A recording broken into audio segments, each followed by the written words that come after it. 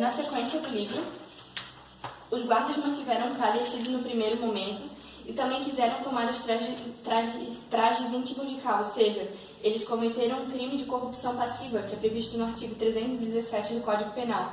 Solicitar ou receber para si ou para outrem, direta ou indiretamente, ainda que fora da função ou antes de assumi-la, mas em razão dela, vantagem indevida ou aceitar a promessa de tal vantagem. Aí a gente tem a pena, que é de reclusão de 2 a 12 anos e multa, e também as qualificadoras, né? Então, assim, como a gente já viu várias vezes em sala de aula, o crime de corrupção passiva, ele vai se configurar a partir do momento que a pessoa solicita vantagem, ela recebendo efetivamente ou não. Então, mesmo no livro, o K ele não aceita, o K não cede essa corrupção.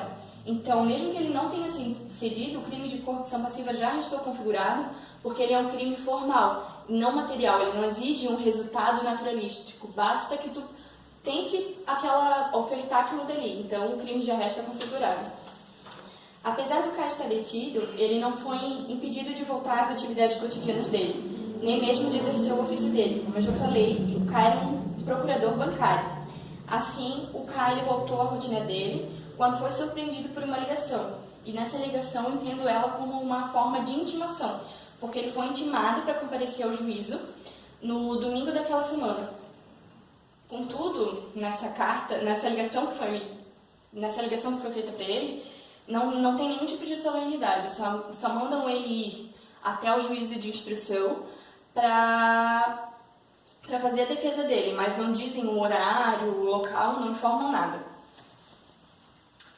No domingo, então, o K foi até as instalações do juízo e, pelas falas, deu a entender que o juízo era totalmente precário. Era como se fosse um prédio e os cômodos, as salas do juízo, o cartório, a sala em que ficavam os advogados, fossem um prédio com péssimas instalações. Ele se defendeu sozinho perante o juiz de instrução e denunciou tudo o que tinha acontecido na detenção dele, assim como a maneira que ele foi tratado pelos guardas. Mas a audiência de instrução ela foi interrompida por uma perturbação causada por uma mulher, uma lavandeira. Então não ficou nada bem definido. Só foi encerrada a instrução e não teve nenhuma definição do que aconteceria com o K ou não. O K retornou então às suas atividades normal, sem nenhuma notícia acerca do seu processo durante um tempo. Mas ele sempre se manteve inquieto diante de tudo que estava acontecendo com ele. Passado mais um dia de trabalho comum e cansativo, o K resolveu retornar às instalações da pensão quando escutou alguns gemidos. Então ele seguiu o som e se deparou com um beco que ficava perto do banco, como se fosse um depósito assim, e ele encontrou os 2 guardas que tinham detido eles apanhando de um terceiro. E a explicação para isso era que, como o K havia denunciado eles, a conduta deles perante o juiz de instrução, aquela dele seria a punição deles, pela corrupção que eles tinham cometido. Só que o K não estava concordando com aquela punição, e até mesmo disse no livro que se ele soubesse que os guardas seriam punidos, ele não teria falado nada. Então, aqui a gente mais uma vez evidencia o crime de corrupção, só que dessa vez ativa, porque K oferece uma vantagem para aquele terceiro, ali, o punidor, para que ele deixe de praticar aquele ato. Então, a gente encontra aqui no artigo 333, oferecer ou prometer vantagem devida ao funcionário público para determiná-lo a praticar, omitir ou retardar ato de ofício, pena reclusão de 2 a 12 anos e multa. É claro que hoje, no nosso direito, no nosso âmbito penal, a justiça não pagaria alguém para bater em guardas, para punir dessa forma física, mas eu acho que é uma maneira de encontrar e enquadrar o direito atual no livro. Então,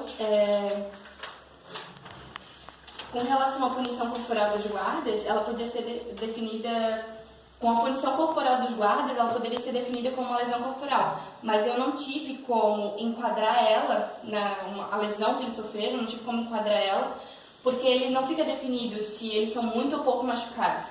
Então, eu coloquei aqui, para quem tiver curiosidade, a lesão corporal está disposta no capítulo 2 das lesões corporais do Código Penal, e daí fala sobre a lesão corporal grave, leve e tudo mais. Apesar